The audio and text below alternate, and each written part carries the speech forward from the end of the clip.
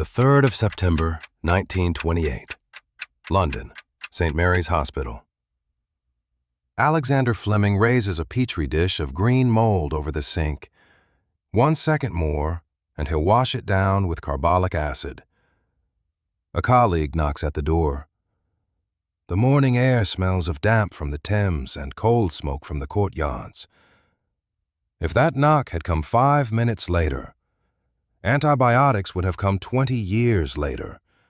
And today you would live in a world where your parents, most likely, do not exist. I'm Crooked Timeline. I take the thinnest cracks in the past and show you the other world that could have grown from them. Today, the chronicle of a world without penicillin. A world where a wounded soldier dies not from the bullet, but from the scratch. Where childbirth is a lottery. Where open surgery is science fiction. Where the population of the planet is 4.5 billion instead of 8. And all of it because one man, on one morning, did not step into someone else's lab. To understand the scale of accident, you need to know the set. St. Mary's, an old hospital next to Paddington Station. On the 2nd floor of the old wing, the inoculation department. A bacteriologist works there. Alexander Fleming, 47 years old, Scotsman from Ayrshire, veteran of the First World War. At the front, he had watched soldiers die not from wounds, but from infection. Carbolic didn't help. Antiseptics burned tissue along with microbes. Fleming is searching for a substance that kills bacteria, but not man. Fleming's lab is legendarily untidy. Petri dishes of Staphylococcus stand in stacks on the windowsill, the table, the shelves. Colleagues call him the archivist of dirty plates. Fleming himself says, "Rubbish is sometimes useful. You never know what will grow in a forgotten dish." In August of 28, he leaves for vacation in Suffolk, to the Doon estate, to his wife and son. Some of the dishes he leaves uncleared. They stand on the bench by the open window for almost a month. On the floor below works the Irish mycologist Charles Latouche. He studies molds for asthma research. Spores from his cultures regularly rise through the ventilation shaft. Among those spores, a rare strain, Penicillium notatum. The London summer of 28 is anomalous. A week of cold, then sudden warmth. The cold allows the mold to grow first, the warmth, the Staphylococcus. In one of Fleming's dishes, they meet. Around the mold colony forms a clear ring, a dead zone, where the bacteria did not survive. 3rd of September. Fleming returns from vacation. In the lab, it smells of damp and old agar. A month sealed off has settled in.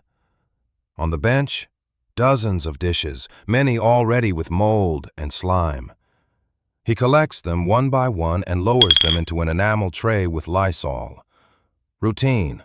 Dirty glass into disinfectant. The dish with penicillium he almost discards. He raises it to the sink to wash it away, and at that moment, there is a knock at the door. In comes his former assistant, Merlin Pryce. Fleming shows Pryce the dish.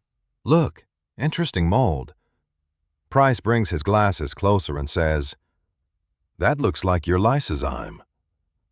A compliment to the former boss. Fleming looks at the dish again, and instead of Lysol, he puts it under the microscope. From that look begins the 20th century of antibiotics. The divergence is not the mold. The mold was a lottery ticket from someone else's lab. The divergence is Merlin Pryce's visit. Without a witness, Fleming would have been alone with dirty glassware. By his own diaries from those weeks, he was rushed, routine had piled up, he wanted to move to the next cycle of experiments. He dropped dishes into Lysol without looking. Pryce simply stopped by to chat. By accident. On the way to his new boss in the neighboring wing. If Pryce had been 5 minutes late, The dish would already be floating in Lysol, the inhibition ring washed away with the mold. If Pryce had come in the evening, Fleming would have finished tidying up and would have shown him nothing.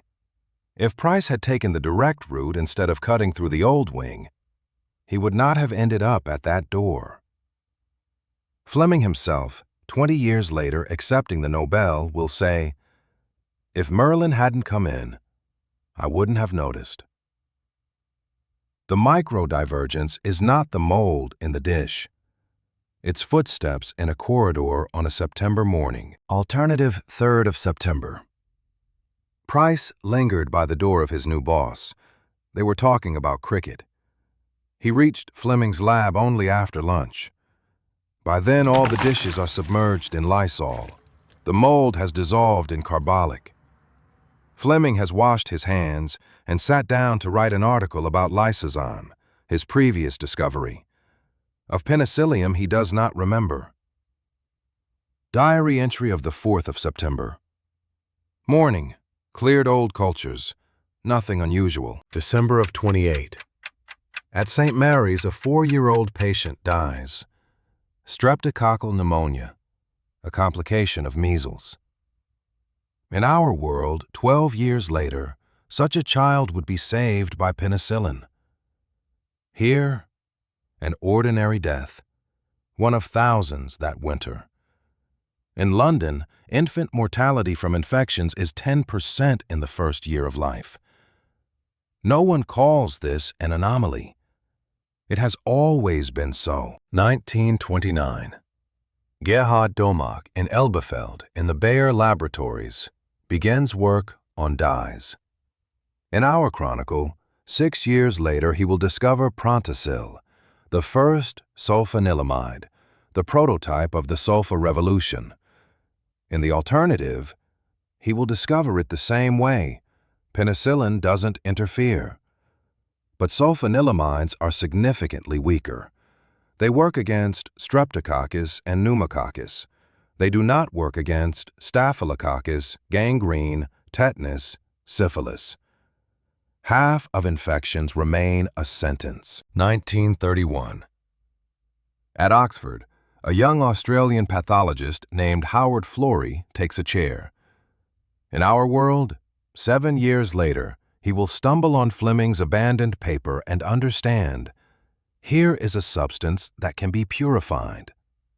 In the alternative chronicle, there is no paper. Florey works on gastric enzymes. He never approaches penicillin. Ernst Chain, a biochemist who fled Nazi Germany, ends up in his lab anyway, but without penicillin to purify. They spend 5 years on a different topic. 1932. London, the maternity ward of Queen Charlotte's. An epidemic of puerperal fever, streptococcal infection of the uterus after childbirth. In our world, this outbreak is one of the last mass episodes before sulfa and penicillin.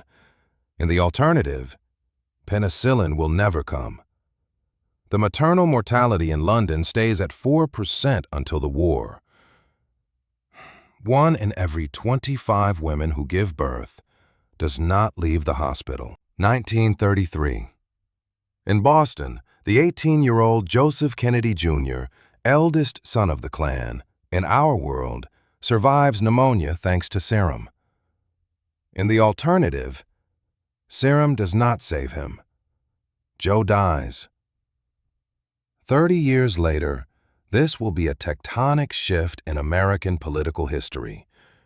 If the firstborn is alive, he becomes president, not John. No Dallas, no Bobby. A different America of the 20th century. 1948. The Second World War has ended. It ended harder than in our world. Without penicillin after the Normandy landings, infection takes Allied soldiers in masses. Sepsis, gangrene, tetanus. 1 in 3 wounded men who survived in our chronicle dies in this one. The U.S. Army loses an additional 1.5 million soldiers in 44 and 45 alone. Britain, 200,000. The Eastern Front, Unchanged. Soviet wounded received little antibiotics in our world either. The war drags on for 8 extra months.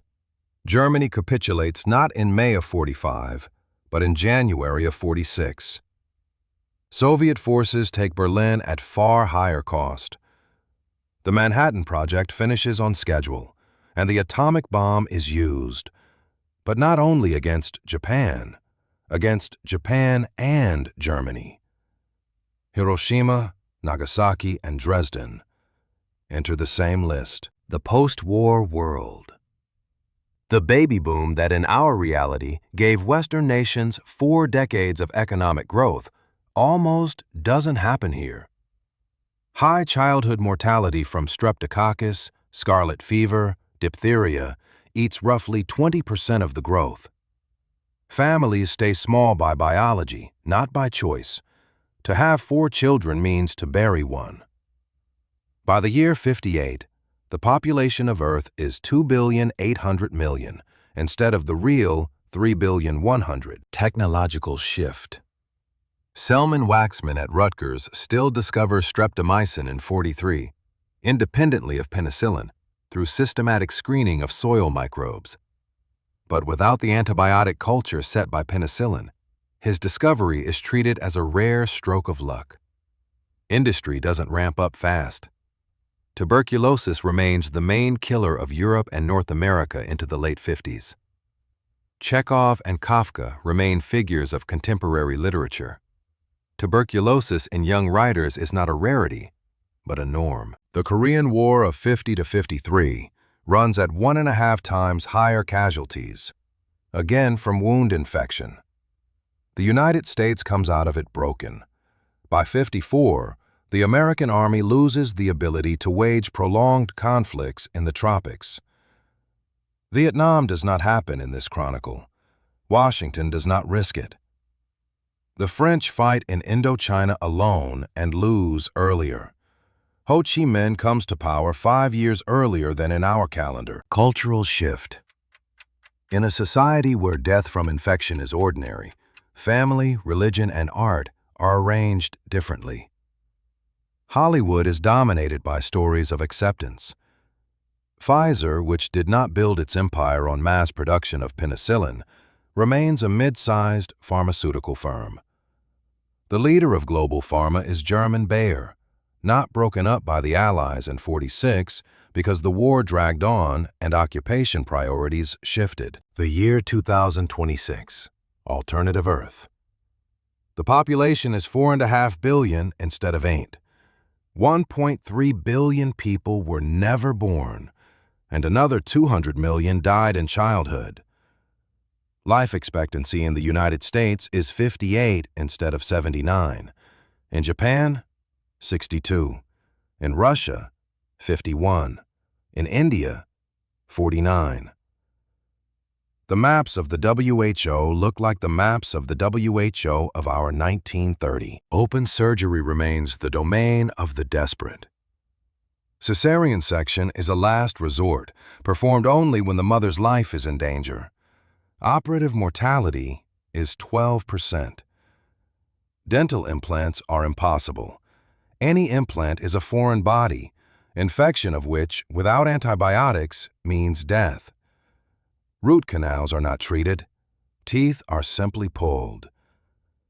By the age of 40, the average resident of alternative London has 10 to 12 teeth instead of the real 28. Dentures are a mass accessory of 30-year-olds. Transplantology does not exist. The first successful heart transplant by Christian Bernard in 1967 does not happen. Without antibiotics, the immunosuppression required for transplantation kills the patient faster than rejection would. Dialysis is possible, but catheters get infected within weeks. Chronic kidney failure is a sentence. All the people we know who lived an extra 20 years thanks to antibiotics, in this chronicle, die earlier. Margaret Thatcher in 76. Steve Jobs in 2003. Angela Merkel in 2008. Geopolitics. The Soviet Union in this chronicle collapsed by '78, not from perestroika, but from a demographic hole. The military losses of the Second World War, plus the absence of post-war population recovery, left the country with 80 million inhabitants instead of the real 140. By 2026, 40 million on Russian territory.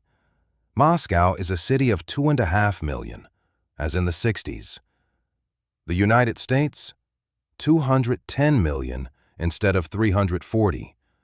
The dominant world power is China. Technology. Without the mass post-war economic boom, investment in science is smaller. The first man on the moon is the Soviet cosmonaut Alexei Leonov in '72, not Armstrong in '69. The Internet in its public form appears 10 years later, in 2005. Mobile phones become mass only by 2015. The iPhone does not exist. Apple went bankrupt in '85 from debt after key engineers died of infections. The modern smartphone is a button keypad Nokia. Culture. No sexual revolution of the '60s, because its foundation was the contraceptive pill, safe only when secondary infections could be treated with antibiotics. Tuberculosis remains the main theme of art, as in the 19th century. The leading drama of 2025 is a series about a sanatorium in the Swiss Alps where famous politicians and artists gather. It is more popular than Game of Thrones in our world. We return. In our world, Merlin Pryce came in time. Fleming turned from the sink. The dish did not drown in Lysol. 12 years later, Howard Florey and Ernst Chain at Oxford turned Fleming's find into a drug. 1941. Albert Alexander, a London policeman scratched by a rose thorn, receives the first injection of purified penicillin. 1944. Normandy. Thousands of soldiers saved. 1945. The Nobel Prize for Fleming, Florey, and Chain. That very Petri dish lies today in a glass case at the Alexander Fleming Museum in St. Mary's. You can come and see it. The inhibition ring has dried, the mold has darkened, the label on the lid has faded. But inside that dish, 3.5 billion lives that without it would not have happened. What micro-divergence intrigues you? Write in the comments. The next chronicle could be about it. And subscribe, because next Tuesday, I will tell you about November of 1996, when one Frenchman refused to give up $75 million and accidentally handed the world the iPhone.